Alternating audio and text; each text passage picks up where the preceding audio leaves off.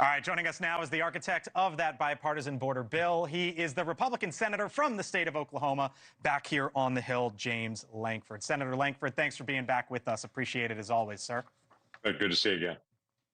Yep, great to speak with you. So you helped put this bill together. Kamala Harris now says she supports this bill.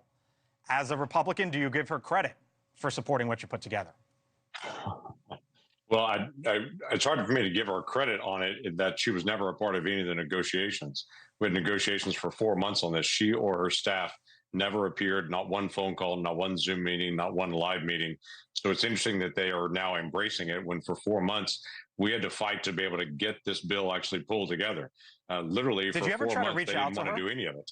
Well, we worked with the White House team, and they brought in who they chose to be a part of the negotiating team.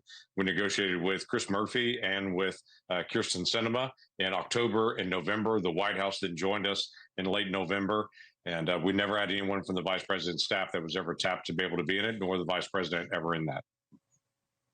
At the time in February, Senator, once, and for those who don't remember, you had helped negotiate this with Chris Murphy, Democrat on the other side. The White House was involved at that time. Donald Trump had just made his way essentially through the primary process. It became clear that he was going to be the Republican nominee for president, and he voiced his displeasure, and that was basically it.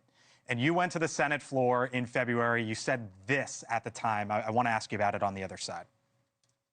If you try to move a bill that solves the border crisis during this presidential year, I will do whatever I can to destroy you. They have been faithful to their promise and have done everything they can to destroy me. You haven't been destroyed, Senator. You're still here, as we can see and as we're talking to you. But I wonder if you think it was a mistake for Republicans not to go forward with it, especially now that Kamala Harris is running on it, and say, you know what, if we win, then we'll make changes. Yeah, let me clarify a couple of things. Donald Trump is not the one who said that he would work to destroy me on that. That was some conservative commentators that would call me behind the scenes and say they were outspoken on that. Donald Trump never made a call to me to be able to say one way or the other on it. I did talk to some of his team during that time period who said some of these elements would actually be very helpful when they're elected. And some of them said, hey, we don't like all of it. There was this theme that ran through all of it. If we can't get everything, we shouldn't get anything on it because we need to get everything. There's a lot more that needs to be done. And by the way, I agree, there's a lot more that needs to be done. But I'm looking at this from a national security perspective to say for national security's sake, we should close down as much of the border as we possibly can right now. And working with the White House, it was very clear they didn't want to do any of it. And at that time, for 3 years, had chosen to do nothing but open the border up. And during the negotiations, had drugged their feet through the whole process. My emphasis was we should get as much done as we possibly can get done, do that, then come back and do the rest. But we've got a national security crisis. We should focus in on that. So we had our the Hill DDHQ forecast unveiled yesterday, Senator, for the first time, which showed if it's right now, Kamala Harris is the favorite to win the presidency, and Republicans are the favorites to control the building here behind me in Washington, the Capitol. If that is indeed the dynamic, and if she lives up to her word that this is the bipartisan bill that she wants, would you put it forward again then?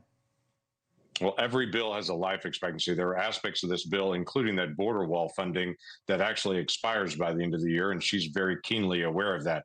There's $650 million in border funding that's still left unallocated from the time period when President Trump was president. The Biden administration has used much of that money to the tune of billions of dollars on it. They've used that dollars to do environmental remediation along the border rather than border wall construction. What I was trying to do in February was to get this bill passed to be able to stop the hemorrhaging at the border, but also to be able to make sure that funding was no longer used for environmental remediation, but it was actually used for what it was intended for, building the border barrier itself. That's the wall, that's the road next to the wall, that's the fiber optics, that's the cameras. That's what it was intended for. They've not been spending it for that. That money, in all likelihood, that $650 million, they will spend on everything else but wall. So by the time we get to next year, we could pass this bill, but the border wall funding would probably already been spent by this administration for things not border wall related. Senator James Lankford, got to leave it there. We know you hustle to the camera. I appreciate it, sir. We'll talk to you again soon. Thank you. You bet. Glad to connect.